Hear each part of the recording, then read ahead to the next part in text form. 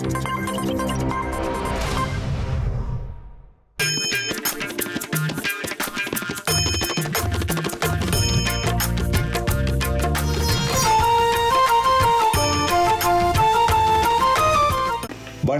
இன்றைய நாள் 21/10/2025 செவ்வாய்க்கிழமை. செய்திகள் வாசிப்பவர் செல்வராசா திபிராஜ். பானேசியா தமிழின் பிரதான செய்திகள். முதலில் தலைப்புச் செய்திகள். இந்திய ராணுவத்தினரால் யாழ் போதனா வைத்தியசாலையில் சுட்டு படுகொலை செய்யப்பட்டவர்களது 38வது நினைவு தினம் இன்று. கொடூரமாக கொல்லப்பட்ட இசைப்பிரியா, சரத் பொன்சேகாவின் திடுக்கிடும் வாக்குமூலம். பாதாள உலக குழுவினருடன் தொடர்புடைய அனைவரும் கைது செய்யப்பட்டு சிறையில் அடைக்கப்படுவார்கள். நீதியமைச்சர். அடுக்குமாடி குடியிருப்பில் தீ விபத்து, 4 உயிரிழப்பு.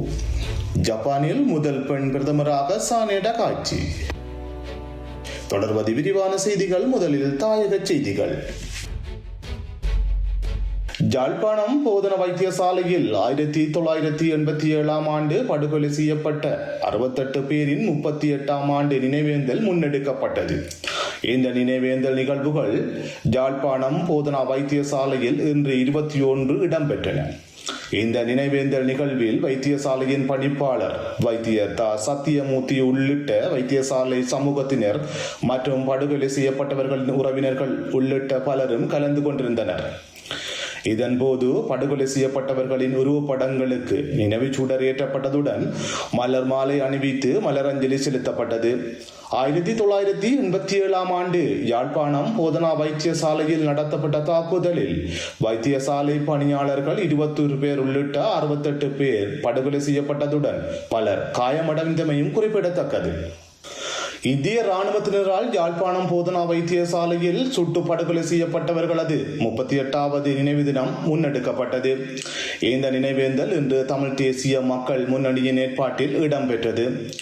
1987 ஆண்டு இந்திய ராணுவம் யாழ்ப்பாணம் போதனா வைத்தியசாலையில் அத்துமீறி நுழைந்து வைத்தியசாலையில் கடமையாற்றிய வைத்தியசாலை பணியாளர்கள் 21 பேர் உள்ளிட்ட 68 பேர் சுட்டு படுகொலை செய்யப்பட்டதுடன் பலர் காயமடைந்தனர்.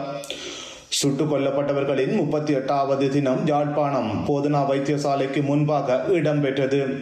இதில் தமிழ் தேசிய மக்கள் முன்னணியின் பொதுச் செயலாளர் செல்வராஜா கஜேந்திரன், கட்சியின் உறுப்பினர்கள் மற்றும் படுகொலை செய்யப்பட்டவர்களின் உறவினர்கள் கலந்து கொண்டனர்.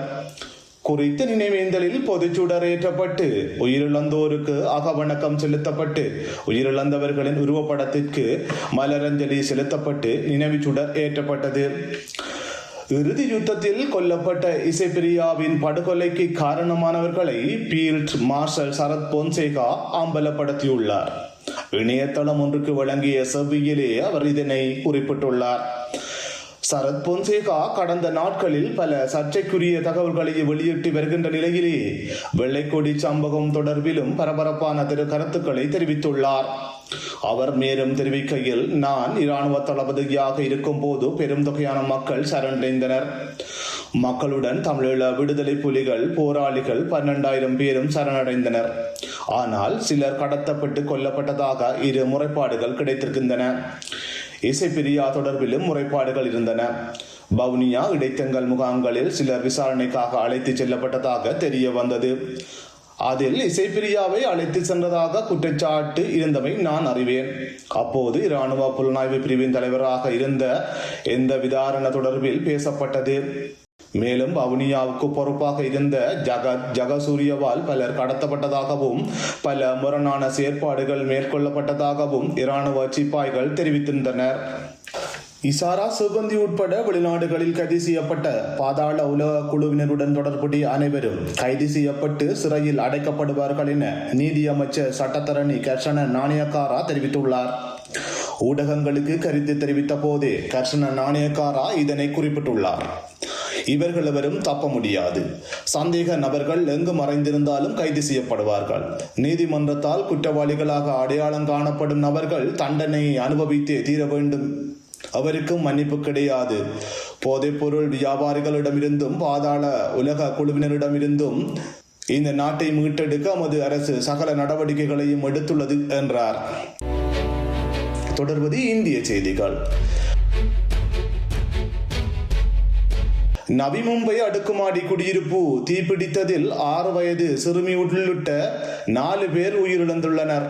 நவி மும்பையில் பிரதான பகுதியில் அமைந்துள்ள அடுக்குமாடி குடியிருப்பு ஒன்றின் 10வது தளம் திடீரென தீப்பிடித்ததுடன் 11வது மற்றும் 12ஆம் தளம் தீவேகமாக பரவியுள்ளது.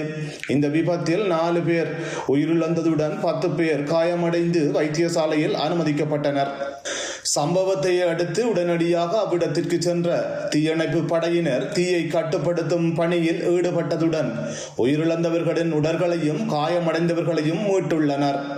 இதேவேளை தீ விபத்துக்கான காரணம் கண்டறியப்படாத நிலையில் மின்கசிவு கோளாறால் இந்த சம்பவம் இடம்பெற்றிருக்கலாம் என சந்தேகிக்கப்படுகின்றது. தொடர்வது உலக செய்திகள். ஜப்பானில் முதல் பெண் பிரதமராக சானே டகாச்சி தெரிவு செய்யப்பட்டுள்ளார். கடுமையான போட்டிக்கு மத்தியில் செய்தி வாசிப்பாளராக இருந்து அரசியல்வாதியாக மாறி அரசாங்கத்தின் உயர் பதவிகளில் பணியாற்றிய சானே டகாச்சி ஜப்பானில் ஆளும் லிபரல் ஜனநாயக கட்சியின் தலைமை பதவியை வென்றுள்ளார்.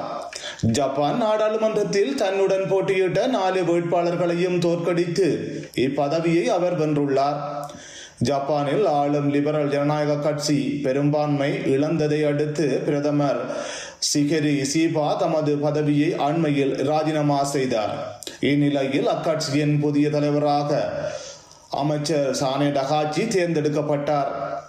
தேர்தலில் வெற்றியை தொடர்ந்து சானே டகாச்சி லிபரல் ஜனநாயக கட்சியின் அதிகாரப்பூர்வ தலைவராக பதவியேற்றுக் கொண்டதுடன் இதனை அடுத்து அவர் பிரதமராக தெரிவு செய்யப்படுவார் என்று எதிர்பார்க்கப்பட்ட நிலையில் அதன்படியே சானே டகாச்சி பிரதமராக தெரிவு செய்யப்பட்டார். அதன்படி வெற்றி பெற்ற அவர் விரைவில் ஜப்பான் நாட்டின் 104வது பிரதமராக பதவியேற்க உள்ளார். இத்துடன் பானேசியா தமிழின் பிரதான செய்திகள் நிறைவு பெறுகின்றது. செய்திகளை உடனுக்குடன் தெரிந்து கொள்ள பானேசியா தமிழ் நியூஸ் வலையொலியை சப்ஸ்கிரைப் செய்து கொள்ளுங்கள். நேரலையில் www.fanesiatamil.tv என்ற இணையதளம் வாயிலாக தொலைக்காட்சியை பார்வையிடலாம். நன்றி, வணக்கம்.